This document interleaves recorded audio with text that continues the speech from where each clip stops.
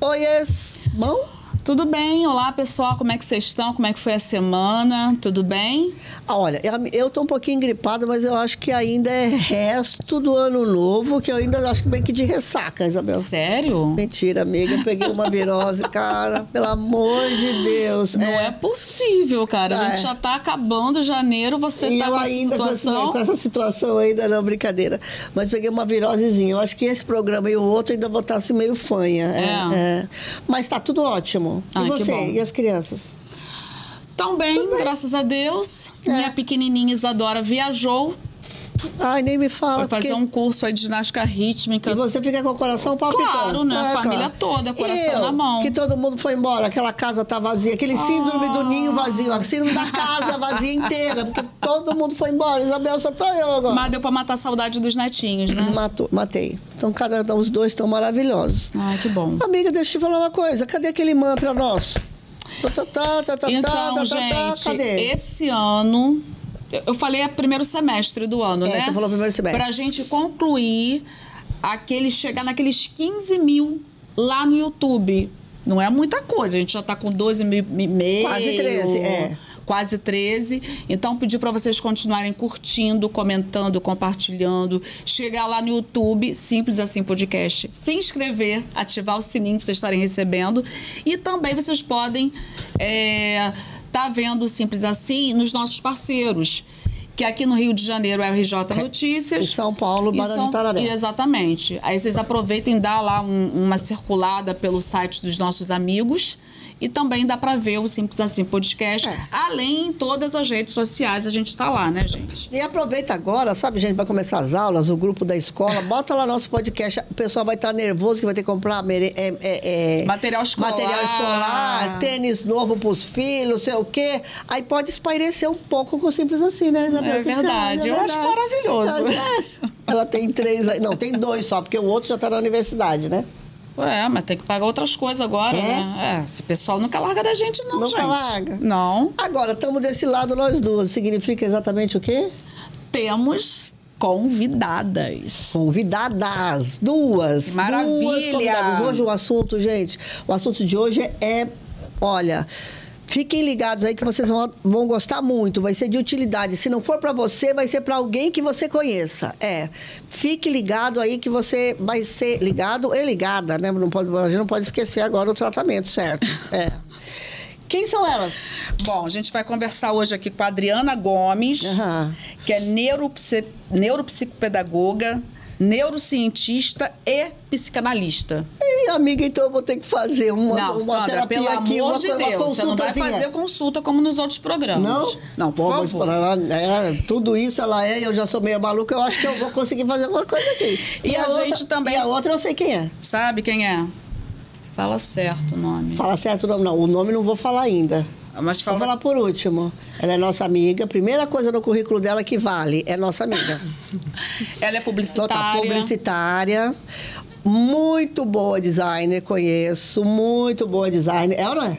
Muito boa designer. Ela também é mãe da Cecília. Mãe da Cecília.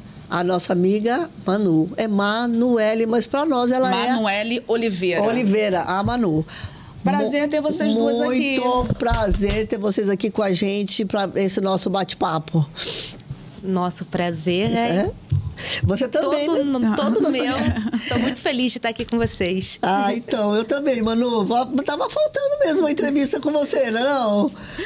Tava esperando o meu convite. Tava esperando o seu convite. Fala, minha linda. Prazer também. Muito obrigada pelo convite. É muito importante o tema que nós vamos falar hoje. Aí, principalmente porque estamos aí na volta às aulas. Como vocês falaram aí, as mães já estão todas de cabelo em pé, com um monte de coisa para fazer. Ficaram esse período todo aí em casa.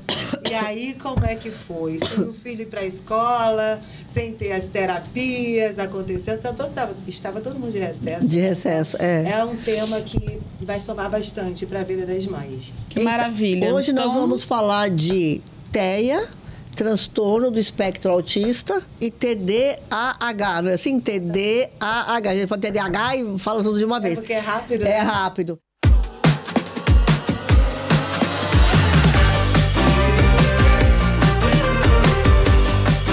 Gente, estamos de volta. Isabel, você quer dar um chute inicial? Quero. E aí, quero começar falando com a Manu, né?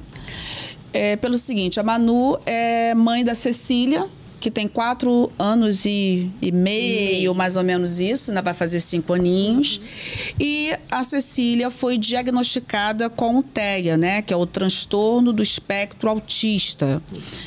E aí a primeira coisa que eu quero te perguntar, Manu, é como que você recebeu essa notícia? Então, até me emociono de lembrar, porque foi... O diagnóstico do TEA, ele é um diagnóstico muito sofrido pelos pais. Porque você não engravida esperando ter uma criança autista. E quando você não está inserido dentro do mundo autista, você não sabe o que aquela criança vai ser capaz de conquistar. Então, quando você recebe essa notícia, imediatamente você acha que é uma sentença de morte. Mas é bem pesado. Mas é muito pesado. Mas o sentimento que a gente tem é muito pesado. É o sentimento de você imaginar que essa criança... A primeira coisa que você pensa é que ela não vai conseguir nem... Ser alguém na vida. Ser alguém na vida. Mas ser alguém na vida, Sandra, é o de menos. Você não imagina que ela vai conseguir comer sozinha. Ser independente, né? Entendi. Porque quando a gente tem um filho, o que a gente quer é que ele se desenvolva, né? Normalmente, né? O que fala... O normal que a gente conhece. O normal que a gente conhece. E aí, quando você se dá com uma situação como essa, você não sabe o que esperar. Você não sabe o que esperar. E você só tem um caminho. Seguir em frente. Estudar, tentar entender, tentar conhecer e seguir. Porque não, o diagnóstico do autismo, ele faz você repensar a sua vida. Sim. Uhum. E não sei se a Adriana pode falar isso. Talvez esse diagnóstico, essa aceitação da família, principalmente dos pais, isso não seria o mais importante para você estar iniciando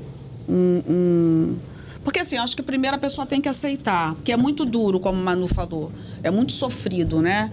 Você quer que seu filho se desenvolva dentro de uma normalidade que a gente acha que existe, né? Então, assim, se eu tenho crianças próximas, eu quero que, com 1 ano e pouquinho já esteja correndo, já esteja falando, já esteja... E aí eu vejo que o meu filho, a minha filha, não está seguindo isso. É difícil para as pessoas reconhecerem e falar assim, não, meu filho tem um problema, ele é autista e eu vou correr atrás. Isso é bem difícil? Sim. Depois você pode falar, Manu. Sim, principalmente por conta de que a Manu também falou, né? O autismo, para as pessoas que são, né, não estão dentro dessa situação, é algo que ainda não é tão conhecido assim, né? Para mim, para os outros profissionais que estão dentro dessa área, para nós é normal isso, né? Mas para quem não está dentro desse meio, realmente, como a Manu falou, é um choque no momento do diagnóstico. Olha aí, eu já estou íntima chamando Manu. É um choque realmente, principalmente porque as pessoas ainda não têm tanto conhecimento com relação a isso, né? Mas é muito importante que você aí está falando, que a sua filha, né, hoje tem 4 anos e meio, então foi aí diagnosticada, né, cedinho, e isso é muito importante, muito importante. Eu aposto que ela foi sinalizada ainda na escola, alguém já deve ter sinalizado isso, e que os nossos professores são os nossos guerreiros, são os nossos maiores parceiros, aqueles que nos sinalizam, quer dizer, que sinaliza para as mães. Eu digo nosso porque eu sou mãe, né? Então, os professores sinalizam para os pais sobre alguma coisa que a criança possa estar com determinadas dificuldades.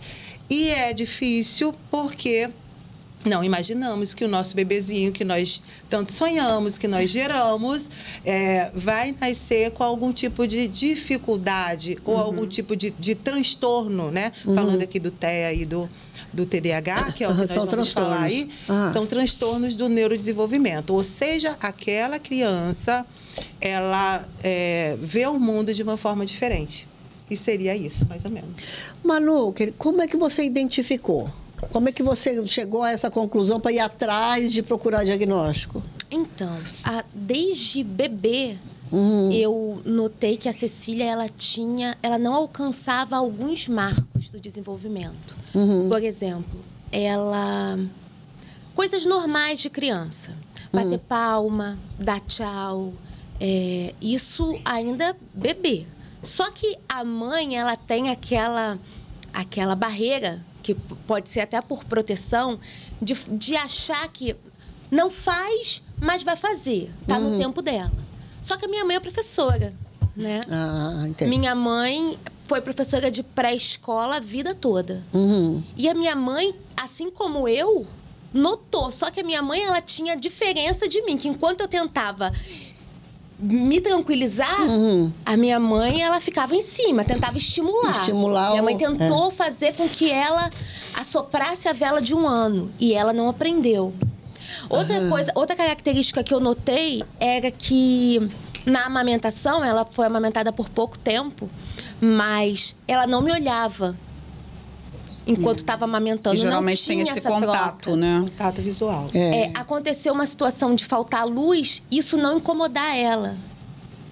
Ela não se incomodava em estar sozinha, ela não incomodava com... Por exemplo, se eu precisasse deixar ela na cadeirinha no carro e voltar dentro de casa para pegar alguma coisa. Não incomodava ela. E aí eu voltei a trabalhar e ela não sentia a minha falta. Quando eu chegava do trabalho, eu ia, fazia festa, ela não fazia festa, ela não interagia comigo, ela não sentia a minha falta. Isso era uma coisa, eu lembro na época que eu trabalhava com uma amiga e eu perguntei pra ela, até uma amiga nossa, Karine. Eu perguntei, Karine, quando você ia pegar a Valentina na escola, que a Valentina ficou pequenininha na escola, quando você ia pegar, ela fazia festa pra você? Aí ela me falou assim, Manu, eu não me recordo se ela tinha alguma reação de festa, mas aquilo me incomodava, sabe? Eu falei, gente, não é possível, eu passo o dia inteiro na rua, quando eu chego, ela não sente a minha falta, não me procura, né? Aí foi com 1 ano, a gente foi ao pediatra e eu falei tudo isso pro pediatra. Falei, doutor, não tá balbuciando nada, não tá falando nada, não tá, assim, tá com atraso demais. E aí esse pediatra encaminhou para um teste de desenvolvimento. Ela fez esse teste de desenvolvimento com 1 ano e 2 meses. E nesse teste, ela se enquadrou dentro dos critérios de diagnóstico. A partir daí, eu comecei o tratamento. Esse tempo que a Manu teve de diagnóstico, assim, no caso de observação mesmo dela, da mãe, que ainda não pegou escola, né? É um tempo razoável para você identificar e já começar algum tratamento na criança, ou não tem isso, Adriana? Então, a questão do diagnóstico em si, ele é dado através de uma equipe transdisciplinar, né? Então, no caso dela, foi a mãe quem notou, diante do que ela percebia do que essa filha conseguia transmitir para ela. Então, foi observado atraso de linguagem, que é um dos fatores principais aí. Foi observado a questão do contato visual, né? Então, assim, esse médico, o neurologista, no caso, sim, ele, diante da observação clínica, diante da anamnese que ele fez, do histórico de vida da criança, foi por isso que ele deu o diagnóstico. Estava dentro dos critérios do que a gente pode, então, transmitir para a família. Exatamente. Mas, assim, existem várias situações. No caso dela, o médico já viu, está bem explícito aí. Na realidade, ele não deu um laudo nesse momento, né? ele identificou e encaminhou para um acompanhamento. Para que se pudesse dar um laudo futuramente. Porque a Cecília era muito pequena, tinha 1 ano e 2 meses. Então, ela entrou em investigação. É muito cedo. Muito cedo. Ela entrou... muito cedo. Nesse momento, ela entrou em investigação. Então, eu também, minha neta também está dentro do espectro autista, certo? Então, assim, ela apresentou essa coisa não verbal, de não falar, não falava, até que no início a gente achou que ela pudesse ser surda, né? Porque a pessoa quando é surda não fala, né? Ela sempre foi assim mesmo, egoísta, nunca queria ficar com ninguém, que aí todo mundo já fica dando detalhes, já fica dando seus próprios diagnósticos. Essa criança é egoísta, não gosta de brincar com os outros, né? Já vai botando nas caixinhas. Já cria o estereótipo já da os pessoa, estereótipos né? pra botar nas caixinhas. Não gostava de brincar com ninguém, tá certo? Quando tinha muito barulho, ela fechava os ouvidos assim, tipo assim, caguei pra vocês, não quero saber de bagunça, não quero saber de ninguém me incomodar. E aquilo foi indo, mas também teve uma certa dificuldade de fazer um laudo. E aí, para fazer esse programa, e a gente, quando tem alguém na família... Isso com quantos anos que você... Foram com dois. Com dois. Porque primeiro ficou naquela coisa, tá surda, não tá surda, foi fazer outros exames até chegar à conclusão de que poderia ser uma outra coisa. Por ela não falar, né? E aí também porque o médico falou assim que dessa idade não dá para você detectar todas as coisas, porque ainda não aparece e tal. Mas, enfim, como a gente tem alguém na família, acaba virando especialista, né? Então, vou me controlar aqui para não ser especialista. Mas na pesquisa aqui para o programa, a gente viu que uma das coisas mais difíceis que tem é conseguir o laudo. Pode ter até o diagnóstico, mas não conseguir o laudo para fazer os tratamentos, até oferecido pelo SUS ou pelo próprio plano de saúde que tiver e tal. Ou pagando, né? Ou pagando. Mas o laudo é realmente uma coisa difícil de se conseguir? Tem alguma coisa que... Enfim, queria falar sobre o laudo. Então, a questão, como eu havia falado... O laudo, na verdade, vamos colocar aqui. O laudo é uma coisa, o diagnóstico é outro, né? Então, o laudo, existe o laudo do neuropsicólogo, por exemplo. Geralmente, os médicos, neurologista, psiquiatra, que são os que frequentemente, né, atendem essa demanda, eles solicitam uma avaliação neuropsicológica, dependendo da suspeita que ele tenha. Ou ele também pode solicitar uma avaliação neuropsicopedagógica ou psicopedagógica, né, daquele profissional que é especialista naquilo, certo? Não é qualquer um que vai fazer, né? Claro. Diante daquele documento, daquela avaliação que o profissional teve, quer dizer, realizou, entrega para a família, tem um período de avaliação. Geralmente, aí, dura 6 sessões, 1 mês e meio, né?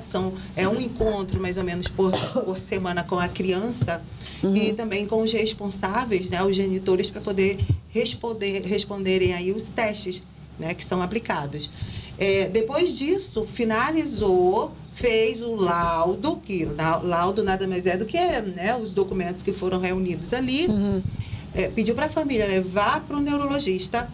Neurologista, então, avaliou diante também da observação dele que aquela criança tem as demandas ali, estamos falando aqui do TEA, né? As demandas do TEA. E a partir daí ele vai validar aquele documento ou não, afirmando que é ou não, né? Se ele tiver qualquer dúvida, não, peraí, eu também ainda observo que essa dificuldade da fala dele pode ser a questão auditiva. Encaminha para um outro profissional avaliar aquilo também, entende? Então, por isso que a avaliação para essas questões é transdisciplinar, né? Sim. Os profissionais passam por uma avaliação para ter certeza. Por isso que, às vezes, acontece um diagnóstico errado. Entendi. Nossa. Tá? Porque simplesmente olhou o paciente, só de olhar, o paciente não ficou quieto ali, foi para lá e foi para cá. É a TDAH. Tome o laudo. E aí, às vezes não é. Às vezes o ambiente familiar é muito agitado. né? Então, as pessoas que ele tem de convívio é assim, todo mundo fala muito alto, né? As pessoas não têm rotina. Esse ambiente aí, tudo é analisado nos testes que... Tudo é esses analisado testes, né? diante da observação clínica, né? Que quando você faz os testes e a observação clínica do paciente também. Sim. Eu tenho uma outra pergunta, que ainda é com relação ao laudo. Eu vejo muitas mães e pais reclamando que é difícil de conseguir o laudo, que não dá para conseguir o laudo. E também já escutei alguns profissionais ou relato desses pais, né, falando que os profissionais não querem dar o laudo, que não é assim. Eu acho que o importante, né, por que tem que ter o laudo? Porque com o laudo eu consigo os tratamentos na rede pública, eu consigo que o meu filho ou a minha filha tenha um atendimento também mais especializado dentro da escola, como uma mediadora, alguém que vai estar com ele ali para suprir um pouco dessa dificuldade que ele venha a ter. Então, não é o laudo pelo laudo, né? Acho que é importante a gente falar isso, né? Existem duas situações aqui. Existe a situação dos pais não aceitarem determinadas sinalizações que é dado para a criança. Vamos colocar lá. A professora sinalizou para os pais que aquela criança tem dificuldades em socializar, em, de repente, ficar parado, em, de repente, conseguir ficar junto com as criancinhas, fazer as atividades. O professor olhou e viu que aquela criança tem uma dificuldade mais específica, né? Pediu para os pais procurarem, vamos lá, todo passo a passo aí, dentro da escola, geralmente, eu vou me colocar aqui com as escolas do meu município, né? Meu município, então... A sua experiência. Tem toda uma gama de profissionais dentro da escola que dão o suporte para o professor. Então, o professor observou que aquela criança tem determinados tipos de dificuldades um pouco mais consistente, sinalizou para o orientador educacional. O orientador educacional chamou a família, né, faz essas questões e pede para que ele encaminha para o setor, para a rede de saúde, né, o SUS, pede para que ele tenha uma consulta, né, para verificar essa demanda que a professora trouxe. Mas tem alguns pais que simplesmente pensam, não, o meu filho não tem isso, por que ela está falando isso? E resiste em levar para o profissional e o tempo vai passando. É a negação, né? A negação. E existem os outros que já são apressadinhos demais. Já quer fazer o laudo logo. Já querem logo. Não, meu filho tem alguma coisa, ele não pode ser normal, né? Então, tem essa coisa de muito para os dois lados. Então, os profissionais, eles, principalmente os médicos, né? Eles não saem dando diagnóstico assim. Por isso que há essa necessidade da avaliação multiprofissional. Autismo e TDAH não é igual você vai fazer um exame de sangue para dizer você está com diabetes, está com anemia. Exatamente. É necessário fazer uma bateria de testes para que você tenha a certeza de que aquele diagnóstico está realmente certo. Agora, essa bateria de testes não é só para o autismo. Para outros transtornos também é necessário que haja uma bateria de testes para que não haja o diagnóstico errado, né? E geralmente não. E o médico, né? Eu vou colocar o neurologista e o psiquiatra porque são os que mais atendem nessa situação, né? Mas todos os médicos, eles podem diagnosticar, né? Mas eu vou falar aqui do neurologista e psiquiatra.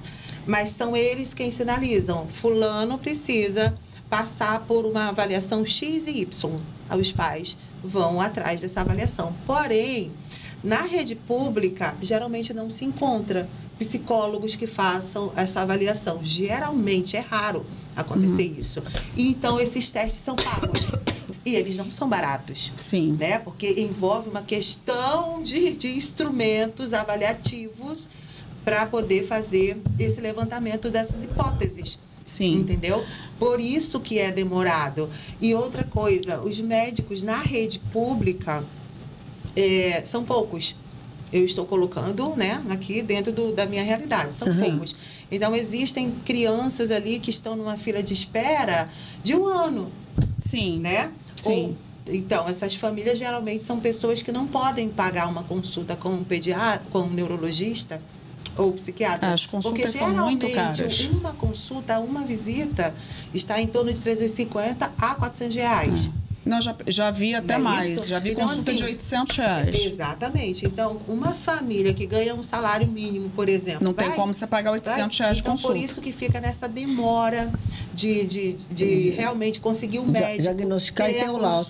Qual que foi a tua experiência, Manu? Como que você conseguiu? Porque eu entendi que uma coisa é o médico falar o seguinte, é diagnosticado. Outra coisa é ele colocar toda a documentação e botar a assinatura dele lá pro laudo. Isso. São coisas bem diferentes. Porque ele pode até diagnosticar, mas aí ele demora para dar o laudo. Como é que foi a tua experiência? Bem, a minha primeira experiência foi um pouco traumatizante. Porque assim que eu levei a Cecília no neuro, a neuro falou para mim que, olha, eu não dou laudo fácil. Tudo bem. É que soa como uma ameaça até, né? Porque o laudo não muda nada na vida da sua filha. Ela falou para mim. A única coisa que o laudo vai facilitar para vocês é comprar carro mais barato. Meu Deus, nossa. doideira. Ela usou. Pessoa legal. Ela Acabei usou de falar essas aqui do palavras. tratamento. Aí Aí ela ela falou uma falou, besteira, ela anda tudo bem? que Ela tinha você namorado? anda Será? bem. Ela anda bem? Sandra. Será que ela Não tinha sei, namorado? nunca mais a vi. Graças Sandra. a Deus. E aí... Você prometeu que ia se comportar. Mas é que fiquei nervosa, achei a Desculpa, moça meio Manu, grossa, fala. mas enfim. E aí ela falou pra mim assim, tudo que você vai fazer pela sua filha, e isso na fase da investigação. Entendi. Tudo que você vai fazer pela sua filha não vai fazer mal a ela, se ela não estiver dentro do TEA. Quer dizer que, só um pouquinho, uma observação. Quem tem filho TEA pode comprar carro mais barato? Sim, tem isenção dos impostos. Mas não é Tem esse suas o situações, foco. peraí. Mas não é esse o Vou foco. falar pra Ana Carolina, essa parte eu não sabia. Bom, mas Não, até porque você brincadeirinha, tem amiga. que transportar a criança. Não, mas brincadeira. E daí eu saí de lá do consultório e fui procurar atendimento pelo plano de saúde, que a gente tinha plano de saúde já na época, para Cecília. Só que sem o laudo, o plano de saúde te libera 30 minutos por semana. Por semana? E é um monte de horas por por semana. semana. E aí eu coloquei ela 30 minutos na psicóloga e na fono. Foi a primeira coisa que ela começou a fazer. Só que, assim, não era suficiente para nada. Então eu tive que pagar. E aí eu pagava mais TO. Terapia ocupacional? Terapia ocupacional, porque não tinha pelo plano aqui na cidade nenhuma profissional. Então eu pagava particular, pagava R$500 em 1 hora por semana. Tá que eu pare. Por mês, né? R$500. Por mês. E pagava mais uma fono. Porque eu achava que aqueles 30 minutos de fono não era suficiente para uma criança que não falava. Pagava mais uma fono. E continuei assim, pagando tudo isso, Até e indo o na laudo sair. médica, e a médica não dava o laudo. E eu continuei fazendo todos esses tratamentos. Ela não encaminhou a Cecília para fazer nenhuma avaliação, nada disso. Quando ela me encaminhou para um geneticista, e falou para mim, você não precisa ter pressa de ir no geneticista, mas é importante que você vá. Mas Então, isso é para procurar o fundamento, né? O porquê que... A genética do negócio é isso? Isso. Eu marquei o geneticista, gente, por Deus, eu marquei em março, a consulta era em novembro. Meu Deus, 1 ano. Quando Até chegou- pagando, né, Até Adriana? pagando. Até pagando. É muito... A fila de espera é Graça muito pagando, grande. Você vai ficar ali. Como ela falou que não Tive tinha essa- pressa, eu esperei. Quando chegou no mês do geneticista, era a Copa do Mundo. Lembra a Copa do Mundo que foi no final do ano? Lembro. Novembro? O geneticista trocou a data, jogou pra frente. Jogou um pouquinho mais pra frente. Aí eu Nossa. fui. Quando eu cheguei lá, o geneticista, levei já todos os relatórios, né? Peguei todos os relatórios Tudo que que ela você tinha. fazia. Na época, ela fazia fono, TO, psicólogo e era atendida pelo Sarém aqui na cidade. Eu peguei relatório de todo mundo, da escola, inclusive, que ela estava na escola, e levei para o geneticista. Quando eu cheguei lá, ele fez uma avaliação nela. E ele perguntou para mim assim, mãe, tá tudo certo com as coisas dela, com as terapias, com os laudos? Eu falei assim, doutor, a Cecília não tem laudo. Aí ele falou assim, por quê? Eu falei, porque a médica dela falou que não dá laudo fácil.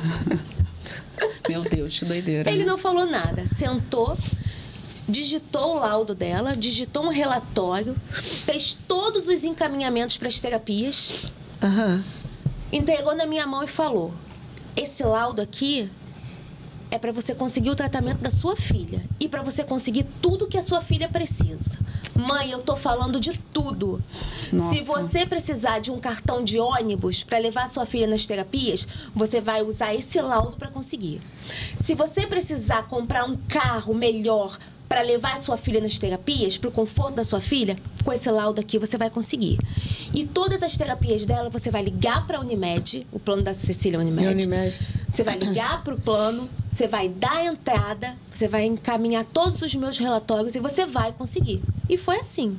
Nossa. Com o laudo, eu consegui todas as terapias. A luta que se passa para poder... E eu falo assim, a luta que se passa e que essa realidade, né, do plano de saúde que eu tenho, que eu me aperto aqui lá e pago uma consulta, imagina quanto seja uma consulta de um geneticista, né? Eu já peguei consulta de neuro a R$800 e assim, com fila de espera. De espera. Né? Fila de espera. E... que não é a realidade da maioria da população, que não tem que pegar ônibus, que ganha salário mínimo, aquilo que você fala. Como é que eu faço tanta terapia com uma criança se eu também tenho que trabalhar para sustentar essa criança, para dar o de comer a ela? Exatamente. Então, assim, olha, vamos colocar numa amplitude maior a nível Brasil. A nível Brasil. Estamos aqui na cidade de Maricá, na qual é uma cidade que dá bastante assistência para as crianças que têm, né, os transtornos, que têm essas dificuldades. Mas vamos colocar a nível do meu estado, Amazonas, Manaus. Eu esqueci de falar isso para vocês. Então, assim, as famílias, na verdade, eles não são muito bem orientados. Eu, sinceramente, eu acho que deveria existir algum tipo de, sabe, de vinheta chamando a atenção. Não tem como, quando passa aí nas emissoras, Sim. Vamos falar sobre o Setembro Amarelo. Sim, né? Poderia ter algo assim, alguma coisa de propaganda, alguma coisa de utilidade pública mesmo. De utilidade pública para poder orientar os pais. O momento, orientação dos pais, né? Porque os pais ficam igual uma bola de ping-pong para lá e para cá, não sabem onde vou. Eu já fui no pediatra. Você imagina se ela ficasse só com uma profissional? Até hoje ela não iria receber esse laudo. Você acha que sim? Teria recebido? Demorar mais um pouco. Então, aí pouco depois, simplesmente essa neuro em questão saiu do plano. E eu nunca mais a vi. E era pelo plano? Era pelo plano, a neuro. Eu estava aqui crente seria. Não, essa neuro era pelo plano. Ela simplesmente saiu do plano, sequer avisou. Eu liguei para marcar a consulta. Não, doutora fulana não tá mais. De repente, você teve que arrumar outro. De repente ela saiu porque não dava laudo fácil, né? Hoje eu não consigo mais neuro pelo plano. Eu não vou dizer para vocês que não tem. Tem.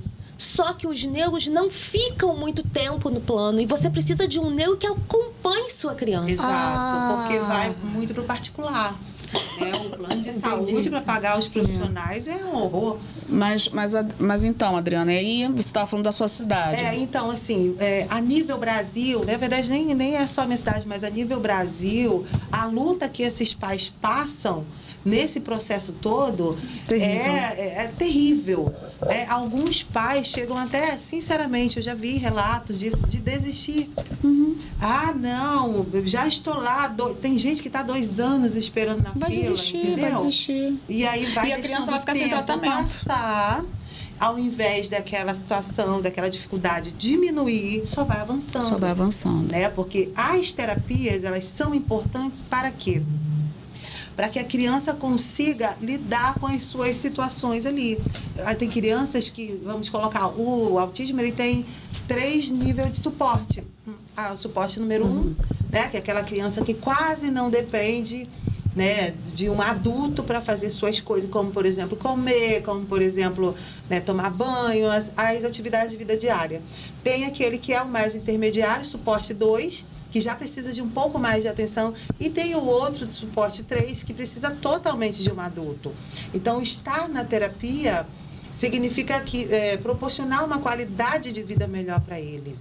Então, por isso que é importante o laudo. Algumas pessoas começam a confundir as coisas e falar a seguinte coisa: o laudo não é uma sentença. Gente, não é mesmo uma sentença, mas o laudo é importante para isso, para conseguir os tratamentos que a criança precisa, né? E aí, como ela falou, tem algumas situações que realmente, né? Por exemplo, passagem de avião, de ônibus é mais barato. Os benefícios que uma criança... Um cartão para você andar de ônibus, para levar de um lugar para outro. De uma terapia para outra. Inclusive, passagem de avião não dá mais... Não tem mais desconto. Não tem mais já desconto. Já foi. Só para autistas acima de 16 anos. Vai mudando, né? Vai... Agora, você falou que são 3 níveis, é isso? De suporte. Nessa idade da Ceci, que ainda tem 4 anos e meio, já sabe? Não seria por conta da idade, né? E sim pelo que ela precisa de suporte de um outro E ela adulto. Precisa de qual suporte, Manu? Hoje a Ceci é grau 3 de suporte. Grau 3. Por conta da questão verbal, né? A Cecília, ela desenvolve, mas ela tem dificuldade em desenvolver. O desenvolvimento dela é lento. Entendeu? Então, assim, tem, por exemplo, um exemplo, assim. Tem crianças hoje na mesma clínica da Cecília que entrou junto com ela e que desenvolveu e já está lá na frente, e a Cecília ainda não chegou lá. Porque tudo bem que cada criança tem a sua característica própria, mas a Cecília tem uma dificuldade maior em desenvolver. Mas ela desenvolve, entendeu? Hoje... Estatisticamente, por exemplo, doutora, estatisticamente, porque tem uma coisa que a Manu falou, que a Ana Carolina também falou, tá certo? Porque eu... Até falei para minha filha, eu acho que assim, ela vai desenvolver grandes coisas. As pessoas que são do espectro autista conseguem vão para a universidade, Sim, mãe, eu não estou nem um pouco preocupada com isso, estou preocupada com a sobrevivência do dia a dia, das coisas mais simples, de calçar um tênis, de comer, de pentear um cabelo, de tomar um banho. Eu estou preocupada com o que ela vai fazer para sobreviver ali no dia a dia. E me chamou a atenção quando ela falou, existe estatisticamente, por exemplo, crianças que alcançam essa independência? Com a terapia.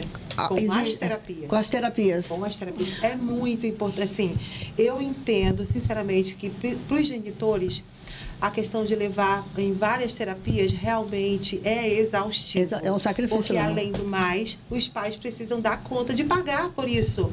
Ou seja, eles precisam trabalhar. E às vezes tem outros filhos também, que precisa dar atenção. Existem os outros filhos. No caso da Manu é só uma, né? No caso da Ana Carolina, o Daniel já tem 20 anos, já não precisa tanto da atenção dela. Então, mas tem outros filhos. Você podia ter 2, 3 filhos pequenos. E às vezes as mães têm 2, 3 filhos autistas. Nossa, aí a gente bem entra complicado. naquela situação lá, lembra que havia conversado sobre de ser genético. De genético, né? Então, assim, cientificamente é genético 81%, os outros 11% é a questão do meio. Do meio. Né? Explica essa questão do meio, igual você tinha lá nos bastidores, você estava falando pra gente. Então, 81% é genética. Ou o pai, ou a mãe. Ou alguém da família. Tanto que quando ela fez, né? Foi. O que né? Vamos deixar ela alguém primeiro. Nós fizemos todo o acompanhamento com o geneticista e se comprovou que o autismo da Cecília é genético. Então, ele parte da genética minha e do meu marido. Né? A gente não sabe de que lado ou de Mas quem. significa que alguém na família tem alguma demanda nisso.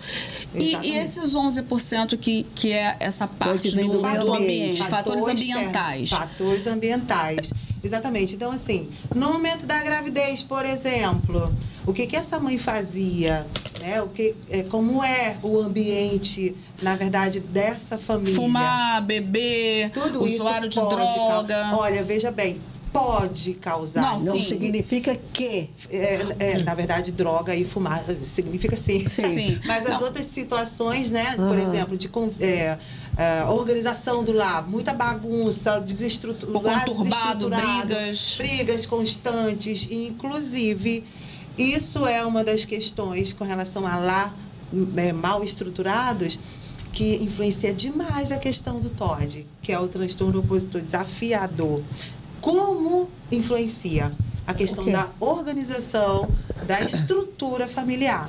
Entendi. E a estrutura familiar, vamos colocar, porque a gente dá um passeio, né? A mente vai dando uns voos assim, mas falando em questão da estrutura familiar, partindo aqui para os atendimentos, para a evolução, para a melhora, não é bem melhora, mas para a questão de organização, essa é a palavra, das crianças no TEA, dentro do espectro, TDAH e tal, influencia muito como essa família tem um tipo de convívio, né? Tem um tipo de estrutura ali dentro, né? Porque não adianta nada você levar para um monte de terapias também e dentro da família ser uma confusão, não ter rotina em nada. Sim. Né? O pai e mãe vivem numa guerra constante. Entendi.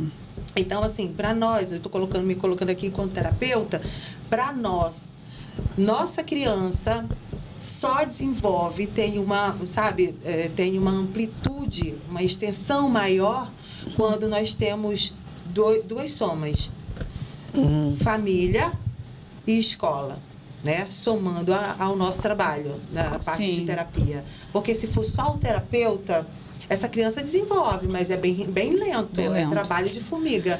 Quando tem pais ali, que são pais presentes, que são realmente pais que buscam entender como a sua criança funciona, isso significa que vai precisar fazer algum tipo de cursinho. Não é ficar só em Google, não, tá?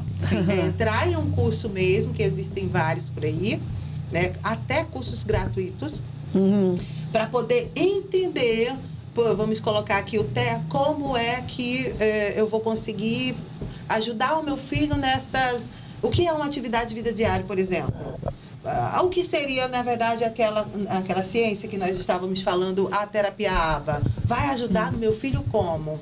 Né? O que ele vai evoluir ali? Então, informação para os pais é muito importante, porque a partir daí ele vai pegar na nossa mão também, e é um braço que dá no outro, que dá no outro braço. É uma corrente, né, de apoio. Aquela grande corrente de apoio. Manu, você procurou entender mais o que era o espectro autista quando a Cecília foi diagnosticada? Você procurou ver, conhecer como esse transtorno se dava? Na verdade, eu precisei aprender tudo, né? Até para saber até quais eram as chances, vamos dizer assim, de desenvolvimento dela. Então, eu pesquisei, estudei, cheguei a começar a fazer uma pós-graduação em terapia ABA. Fiz alguns meses, mas não consegui concluir porque ela era muito pequena, era online. Mas, assim, fui tentando e fui também conversando muito com as terapeutas dela. Entendeu? Sim. Eu tentava sempre que tinha alguma dúvida, conversar com a terapeuta ocupacional da clínica dela, e elas me explicavam muito. Chegou um momento que a gente chegou a achar que a Cecília tivesse DI, deficiência intelectual, pela dificuldade que ela tinha em desenvolver. Assim, a Cecília estava muito tempo na terapia e ela estava estagnada. Ali não desenvolvia. Mas aí eu entrei em contato com a escola, porque eu tive um suporte muito grande da escola da Cecília.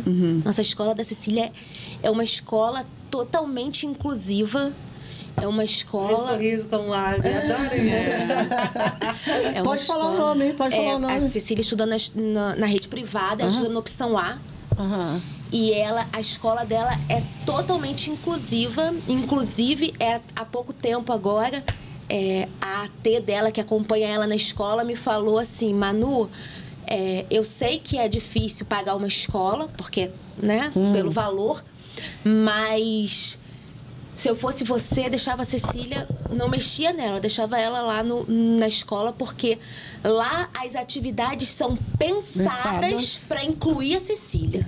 Entendi. Maravilha. Antes de começar uma aula, a professora traz a ideia e a gente senta e pensa como vai incluir a Cecília nessa atividade. Isso é maravilhoso. Agora, tem uma coisa que eu quero... Não querendo te interromper, mas já te interrompendo, amiga. Como sempre. Tem um amigo nosso que assiste nosso programa e fala: Sandra, para de interromper Isabel. Fala, Sandra. Não, assim, tem duas coisas, né? Uma que a gente tem que falar de TDAH também, mas tem uma coisa que você perguntou aqui antes da gente começar o programa, que era o seguinte: por que antigamente ninguém tinha esses transtornos e agora todo mundo tem? Né? Verdade, estávamos falando sobre isso. Qual é essa questão? Antigamente ninguém tinha e tal, e agora todo mundo tem TDAH, todo mundo tem transtorno do espectro autista, todo mundo tem... Ou seja, o que você tem para falar um pouco? Eu acho que tem um pouco de... esse é um pensamento meio raso, mas eu acho que vale a pena você aprofundar sobre isso. Bom, a questão é que de perto ninguém é normal, né? Isso eu sei. Com certeza. A gente fazia a fulana normal. Como assim? E o que é ser normal, gente? O que é ser normal? É todo mundo que está ali dentro do que a regra diz da sociedade. Bom, então respondendo essa pergunta, é que hoje os profissionais, as pessoas tiveram mais acesso a conhecimento e os profissionais se aperfeiçoaram mais. Entendi. Né? Então, assim, antes, por exemplo, para se fazer uma graduação, por exemplo, era muito difícil você entrar numa rede pública. E quando você tinha a particular, era caríssimo. Hoje já não é tanto assim. Então, as pessoas realmente que trabalham com nesse segmento, elas são pessoas que buscam entender a fundo. Então, assim, também se deu por conta do avanço da ciência. Então, anteriormente não se tinha essa questão de diagnosticar autismo suporte 1, porque é uma coisa muito difícil de detectar. Muito fina, né? Muito delicado. Gostei do seu exemplo. É muito delicado, porque para as pessoas parece, ele é normal. Ele só tem um tiquezinho. Normal, né? Enquanto dentro da estrutura dele, ele pensa igual todos os autistas. Só que é difícil de detectar. Então, a ciência, né? A ciência, ela está cada vez mais se aprofundando nos estudos. E aí, com isso, proporcionou essa questão de atender essa demanda, de perceber que aquela criança tem aquela enorme dificuldade, não porque ele é arredio, não porque ele é desobediente, porque ele é mal educado, por exemplo, mas sim porque algo dentro do cérebro dele está acontecendo. Algo dentro do cérebro dele funciona de outra forma. Uma outra coisa que também é importante colocar aqui, que a gente fala de tanta coisa que eu não quero que isso passe, não. É a respeito de quê? Respondi a sua pergunta? Respondeu. Tenho medo de repente, ir rápido demais. Mas achar que pessoas dentro do espectro, crianças, vamos falar aqui sobre elas, né? Que elas são pessoas que não conseguem evoluir na parte de cognição, né? Que é a parte que eu trabalho, né? Na parte de cognição. Acha que aquela criança não é capaz de ser um adulto muito bom naquilo, né? Que aquela criança, ela vai ficar sempre para trás. Cognição é inteligente para desenvolver coisas. Exatamente. Achar que aquela criança não é inteligente, que autismo não tem nada a ver com inteligência, tá? A não ser que a sua criança que é autista também tem uma outra comorbidade que é DI, deficiência intelectual, por exemplo. Né? Aí sim, vai mexer com a parte da cognição. Mas aí não é por conta do espectro autista. Não é por conta do espectro autista. Então, tem várias situações, tá? A criança que só tem o autismo, você pode observar que ela tem um tipo de comportamento e de evolução. Só que daí existem outros tipos de fatores. Por exemplo, a criança tem autismo e é uma criança que é tida como muito inteligente, mas só em determinadas coisas. Ela é muito inteligente em número, ela é muito inteligente em... Mas aí eu acho que todos nós somos assim, né? A gente tem uma área mais específica que a gente... Uma área de hiperfoco, né? É de hiperfoco, só que você crianças... se dedica mais. Ninguém é bom em tudo, sim. Eu sou medíocre em tudo, sabe? Mas geralmente... Não, você já está querendo consulta, você para. As crianças com TDAH, autismo, que é o que nós estamos falando aqui, né? Elas têm essa questão do hiperfoco. Entendeu? E essa questão do intelecto, tanto o autismo quanto o TDAH, não tem nada a ver, né? Deles terem, pelo fato de terem, sim, deles não desenvolver, não tem nada a ver. O que vai determinar aí, eu digo para vocês, é o que é que os pais estão fazendo para poder essas crianças evoluírem, que é dentro da terapia. Sim. Né? Uma outra coisa importante, que nossa, tanta coisa que eu não quero que deixe falar. A gente tem que fazer um programa só sobre um transtorno, que é muita coisa, né? E são dúvidas. Eu ouvi uma mãe me procurou essa semana passada, aliás, falando a seguinte coisa: Adriana, você poderia atender o meu filho, porque ele já está com diagnóstico, porque assim, existem 2 momentos, né? Eu estou falando dentro da minha prática como neuropsicopedagoga. Existem 2 momentos para mim. É o momento de avaliar, né? Terminou, mandou lá para o neurologista, então aí depois volta e é o momento de intervir, que são as intervenções, né? Então, essa criança já estava com laudo e tal. E a mãe perguntou se eu poderia alfabetizar a criança. Essa foi a fala dela. É outra história, então, né? Eu não sou alfabetizadora, né? Então, a sua criança está na escola? Não, eu não confio na escola. Mas... Com quantos anos essa criança, por curiosidade? Essa criança está com 9 anos. Nossa! E aí, o que acontece? Essa mãe... Com essa crença, eu fiquei com o coração tão apertadinho. Mas de onde você veio? Ela falou que estava vindo de São Paulo, que lá ela só recebeu, né, coisas ruins, que ninguém queria ficar com o filho, enfim. Orientei ela, mostrei para ela que aqui na cidade existe outro tipo de tratamento, de condução, né? Orientei tudo que dava para fazer e tal, mas ela falou, olha, se é para eu ficar perdendo tempo dentro do que meu filho tem, suporte 3, tem mais outras comorbidades, né?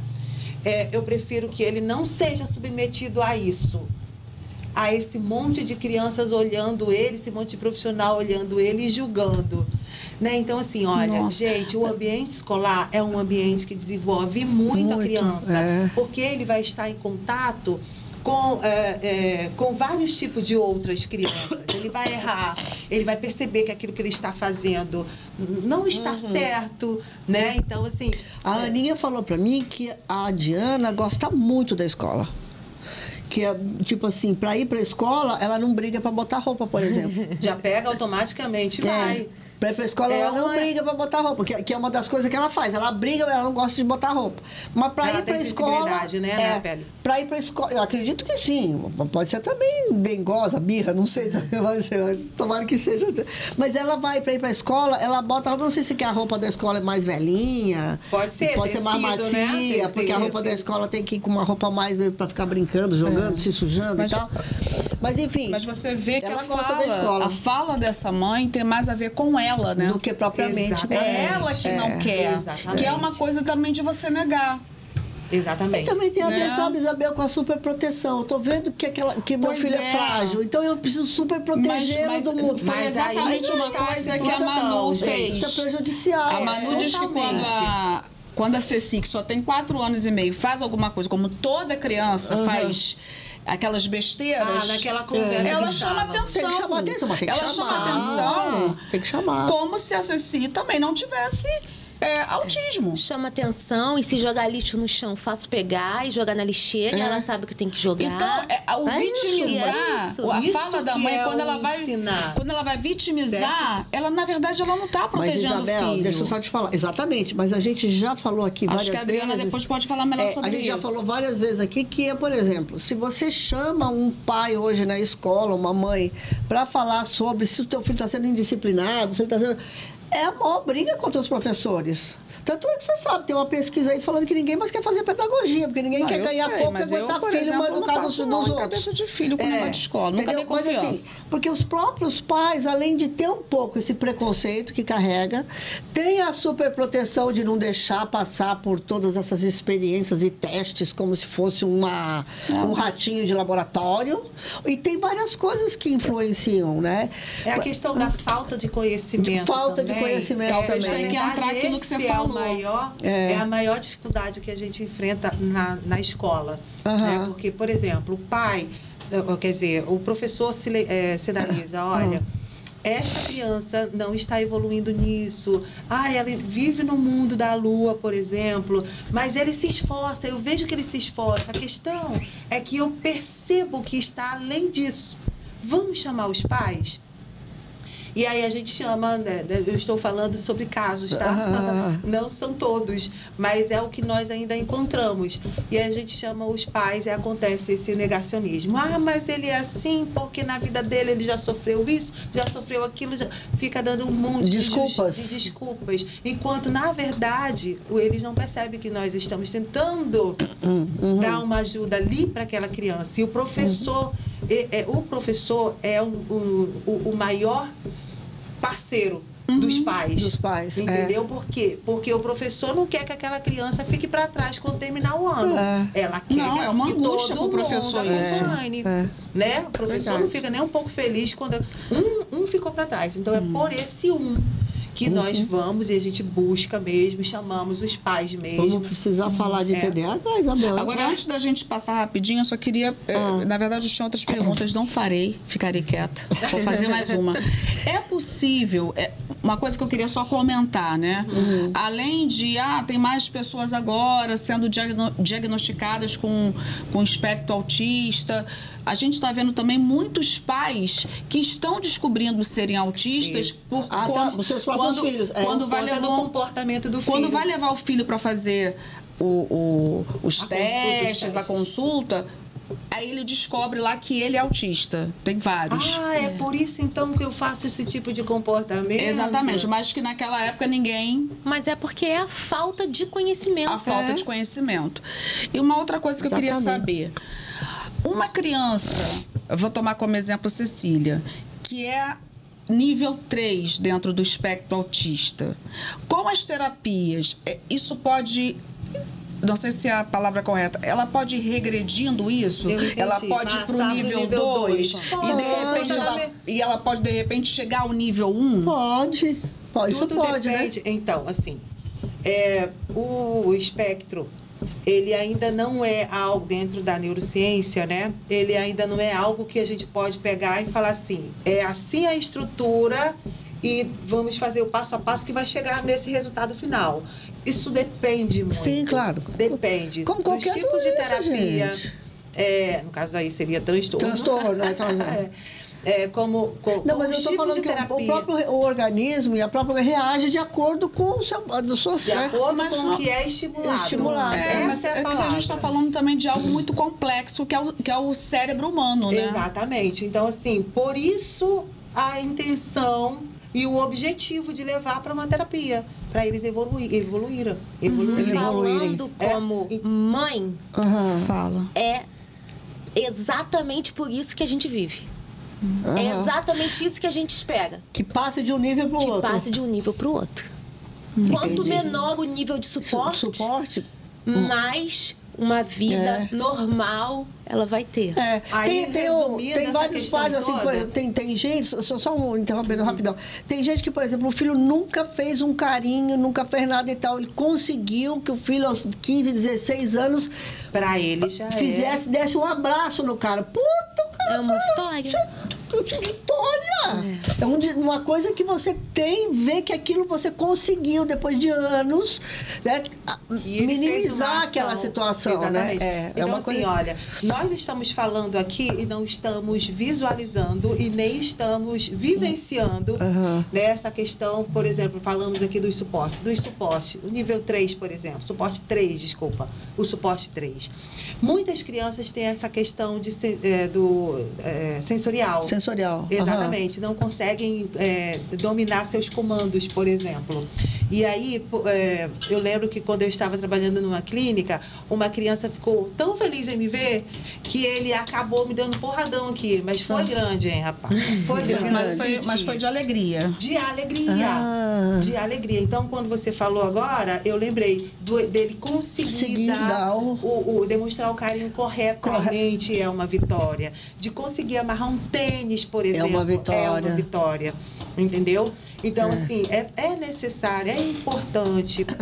Quero que todo mundo consiga compreender isso. A busca pelas terapias. Tá? Pelo tratamento. A busca do tratamento. E o tratamento da criança e dos pais e dos avós e de todo mundo aí já que é mais difícil, né? Mas é porque todo mundo sensibilizado para entender. Já é complicado. Não, mas o que eu quero falar assim, a terapia é o seguinte, é o que ela falou, buscar o conhecimento, né? Eu sou uma avó de Teia, certo? Sou uma avó. Eu tenho que buscar conhecimento. Eu preciso buscar conhecimento para poder entender. É porque é uma coisa mais complexa. O pai também precisa buscar, né? Bom, mas vamos lá. Mas olha só. Diga. Muita coisa para falar, gente. Mas olha só, deixa eu falar.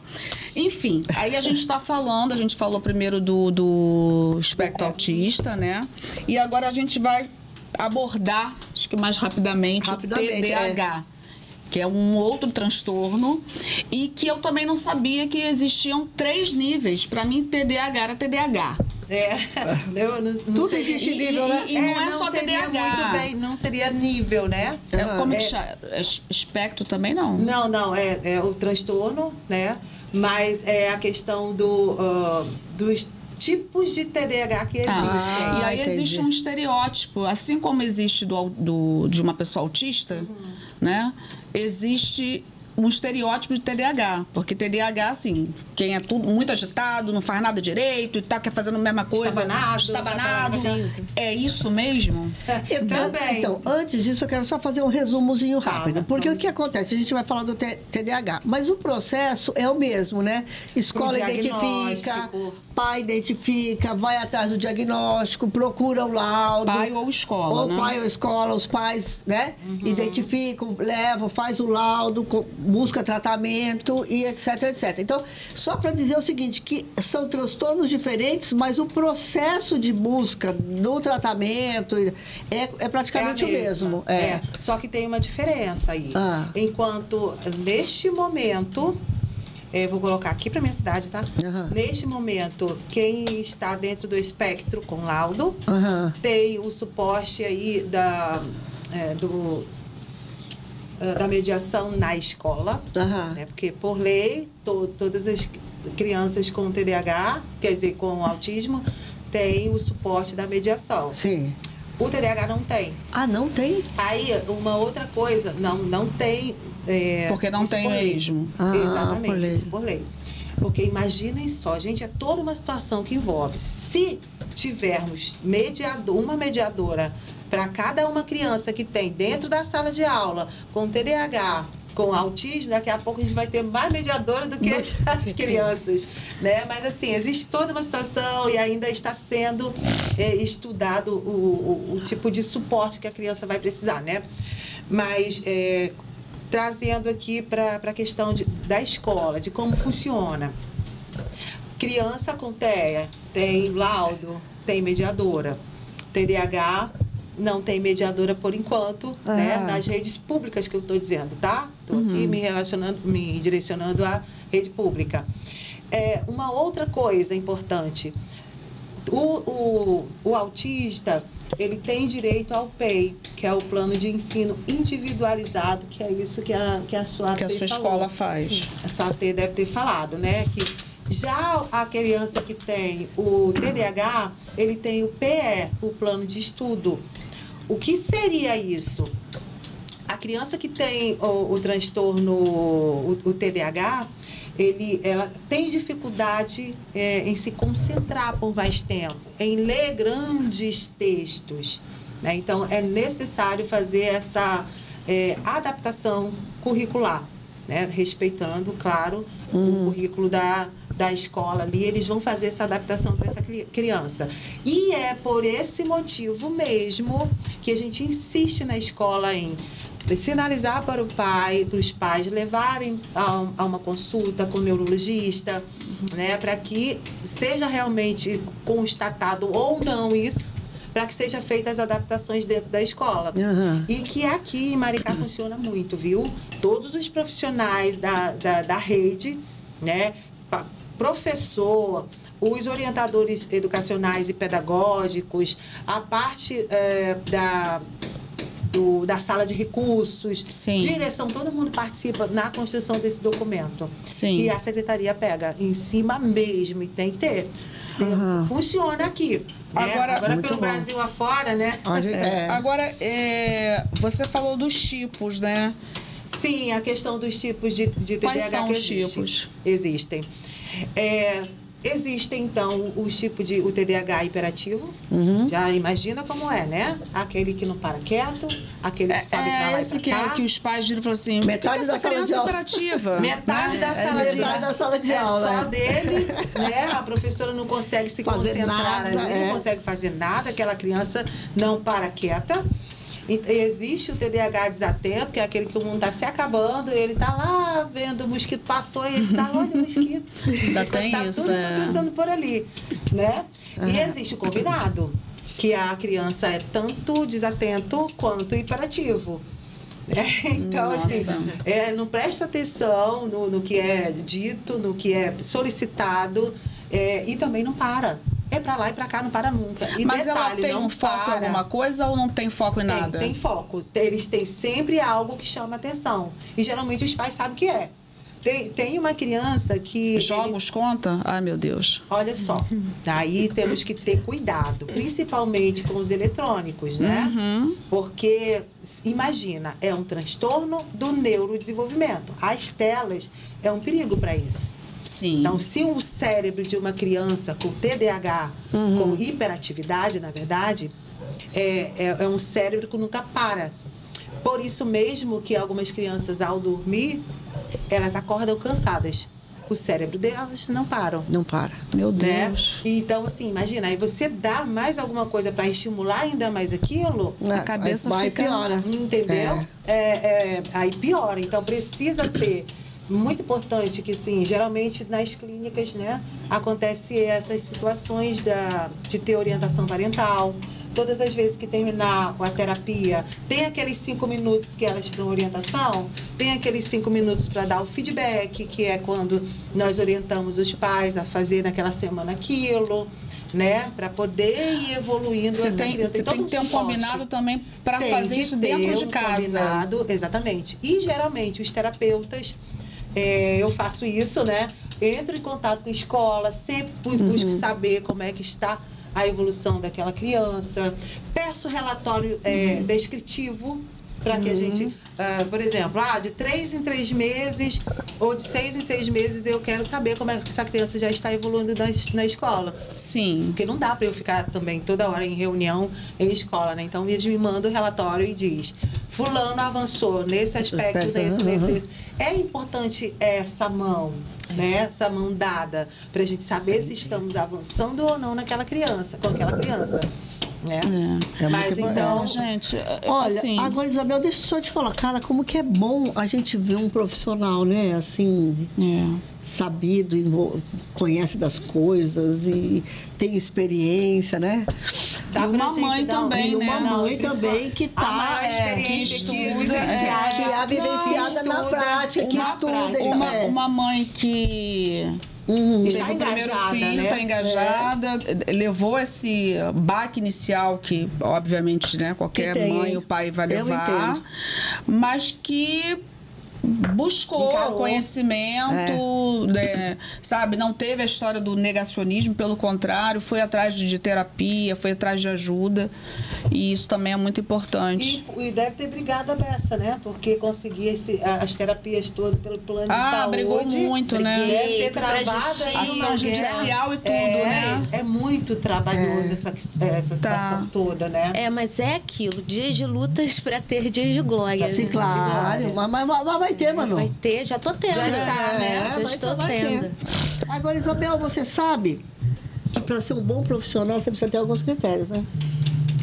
Sim, com certeza a Adriana tem vários. Tem vários, né? A pessoa... E também para desenvolver a sua empresa. Você precisa fazer o quê para desenvolver a sua empresa? Bom, primeiro acho que... Tem que profissionalizar a sua Você tem empresa. que profissionalizar. Não dá para ser amador. Tem uma organização e tem o Sebrae que pode ajudar nisso.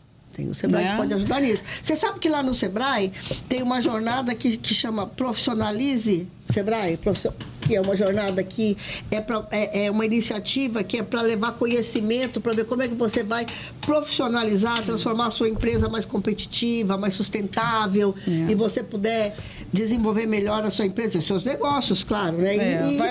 Vai ajudar os empreendedores, vai estruturar, vai aprimorar o seu negócio. Tem a coisa da gestão, né? Vai se tornar mais competitivo, mais sustentável, porque hoje é difícil, né, gente? Ser empreendedor é difícil, né? Então, e a própria gestão do negócio, né? Não dá para você chegar assim, eu acho. Né? E você melhorar as suas vendas, né? O seu lucro. Tava falando para ela aquela hora, eu vejo algumas coisas no Google. Não dá para ser gestor de Google, né? Não, gente, você precisa procurar Pelo fazer amor de Deus. uma gestão. Mas é porque tem muita gente que acha que está se formando no Google. Você já viu aquele pessoal que sabe tudo? Sabe tudo. Que vai no Google e procura? Gente, não vá no Google. Não, vai lá no site do Google Sebrae. de vez em quando, não precisa ir, mas para se profissionalizar, você vai. Se profissionalizar, vai lá no site do Sebrae, nas páginas do Sebrae. Você precisa otimizar suas vendas, você precisa melhorar a gestão do seu negócio, tá certo? Eles têm ferramentas, têm tecnologia para isso, para ajudar o empreendedor, Sandra. Para você ter lucro, aumentar suas vendas. Aí eles oferecem algumas tecnologias? Sim, para você ter aquele conhecimento de gestão, como é que você vai gestar o teu negócio. Tudo isso você aprende nesse Profissionalize-se, a jornada Profissionalize Sebrae. E essa coisa de você também é buscar se capacitar e se formar, né, Isabel? Sim, em todas as áreas da sua vida você precisa disso, né, gente? Se capacitar e se formar. Eu acho que enfim, a Raquel vai colocar aí para vocês o site do Profissionalize, do Sebrae, vocês já sabem disso, porque, olha, procura, porque eles dão consultoria, eles vão atrás. Eles são ótimos. Eles são ótimos nesse sentido. Então, tem várias... Nós falamos da Empretec aqui um dia desse, né? Foi da Empretec, agora tem o Profissionalize, ou seja, tem todas as condições para você buscar melhorar o seu negócio. Jornada Profissionalize-se Sebrae. É isso lá. Entrar e ver. Agora, antes da gente... Você está finalizando? Não estou finalizando, mas eu só quero avisar você que já passou de uma hora. Tudo bem. Só quero fazer uma perguntinha agora, assim, para a Manu, diante de tudo que a gente falou, de TDAH, do espectro autista, de toda a luta que você está, porque a Cecília só tem 4 anos e meio e você está, né, nessa coisa de ver a sua filha desenvolver cada dia. Qual o seu sonho hoje com relação a Ceci? Ai, meu Deus. Eu tenho muitos sonhos para Cecília, porque eu não perdi os meus sonhos para ela, né? Mas hoje meu sonho é ver ela falando. Hoje, para mim, fico catando cada palavrinha que sai, mas a fala mesmo é ouvir a vozinha dela. A vozinha é o que eu sonho. É pelo que eu luto, pelo que eu vivo. Que sabe? maravilha. Para que ela se o desenvolvimento Mas é como ela disse, né? Pequeno avanço de uma criança para os pais, para os avós, para aquela família, é como se fosse a Mega Sena da vida deles. É isso mesmo. Entendeu? Então, assim, uma criança, por exemplo, que não sabe fazer nada, dificuldade motora total, começa a levar a colherzinha para a boca e comer, nossa senhora! É a questão de festa daquele mês você inteiro. percebe que quando a Manu fala é exatamente isso, né? Como se fosse ganhar na Mega Sena, né? Mas é. mas é cada dia. Eu costumo sempre dizer que todo dia é difícil. Tem dia que é mais difícil. Mas cada vitória, gente, é uma final de Copa do Mundo. É muito foda, né, cara? Quando você vê um negocinho que acontece assim, você fala, vixe, agora vai. É exatamente isso. Assim, agora vai. É assim mesmo. É muito emocionante ler, isso. né? É igual quando começa a ler. Meu Deus, ele tá falando isso. Quando sai lendo os letreiros na rua. É igual quando tá aprendendo a andar. Ficou em pé. Ih, tá andando. É verdade. E a gente deseja tudo de melhor pra você, pra sua filhota linda, que parece uma bonequinha, uma princesa, a Cecília E Puxa, mãe, que ela Isabel. vai desenvolver. Nossa amiga também é linda, uma princesa. Né? O fruto não cai longe do pé, né? E que ela consiga desenvolver cada vez mais e você mantém essa tua energia, essa tua força. É porque precisa, hein? Esse teu brilho que você tem, que é uma determinação, né? determinação, uma pessoa muito iluminada, você. E que tudo certo. só tenha coisas boas pra vocês. Vocês escolheram música? Obrigada. Vocês sabem que nós temos no Spotify uma playlist. Tem uma playlist. Vocês escolheram? Gente, qual foi o nome? Eu falei pra vocês. A Manu escolheu. Eu escolhi Felicidade. Mas não é aquela felicidade. Não. É Felicidade do Marcelo Genesi. Eu tive medo, mas fico com medo Não, o seu é Em Busca da Minha Sorte, não é isso? É o nome desse. O nome Esqueceu o nome. Que é o mesmo aqui, não. Uma parte da letra é essa. A Adriana quer falar o refrão da música como nome. Como nome. A Adriana quer Mas tudo cantar, bem. hein? Então tá. A Adriana, ela quer cantar. É Em Busca da Minha Sorte, não é isso? Que acho que é o Thiago. Tá mais famosa na voz do Thiaguinho. Thiaguinho, mais um outro lá que eu também esqueci. E a Manu é Felicidade, mas é do Marcelo Genesi. Genesi. Também. Raquel, anotou aí, né? Bota aí pra nós. Vamos falar dos nossos patrocinadores, vamos lá. porque aqui a gente precisa também faturar, que não é simples assim, né, gente? Coloca aí pra gente. Hoje nós estamos com o Júlio. Hoje não é Cauã. Casa Moa. Ele tá tranquilinho hoje, que ele voltou de férias. Ele voltou tá de férias, tá relax, todo bronzeado. Casa Moa, é só entrar lá no arroba deles, lá na página. Um abraço pra equipe toda do Rogério. Beijos. Espaço muito legal aqui em Maricá. Muito legal de vinho. Olha lá, Maltes. Que a Isabel vai logo vou aí. Conversar com essa equipe em breve. Vou Em estar breve, aí. nós estamos sentindo falta. Água. As convidadas, inclusive, já cobraram. Kena, nossa amiga Márcia, Kena Underline Rio, também é uma loja multimarca e tal, maravilhosa. Você sabe que vem de todo o Rio de Janeiro e todo o Brasil, né, se quiser. E a Fulana. Fulana, inclusive. Hoje nós estamos de Fulana. Nós estamos de Fulana aqui, com essas roupas maravilhosas.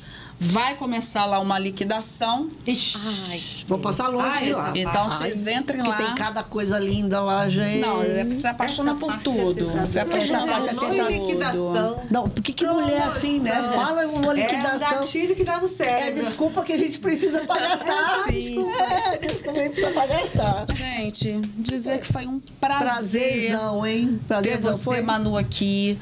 Ter a Adriana. Acho que a gente ficaria aqui. mais um tempão conversando, mas vamos ter que chamar vocês de novo. Já ficamos um tempão nos bastidores.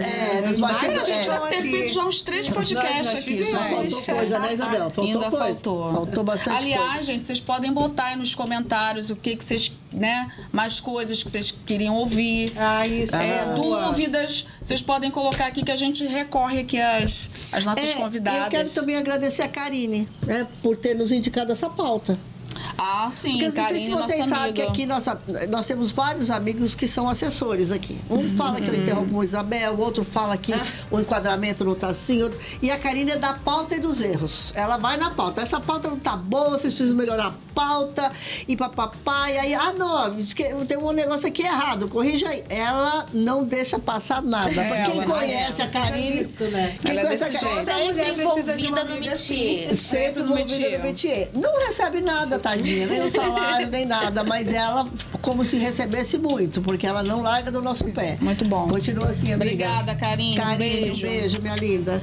É isso, né? Meninas, vamos então? Já não tem, não tem, mas vamos brindar. Gente, foi um prazer. Foi um prazer. Um beijo, muito bom conhecer vocês, tá? pra vocês. Feliz em conhecer vocês também.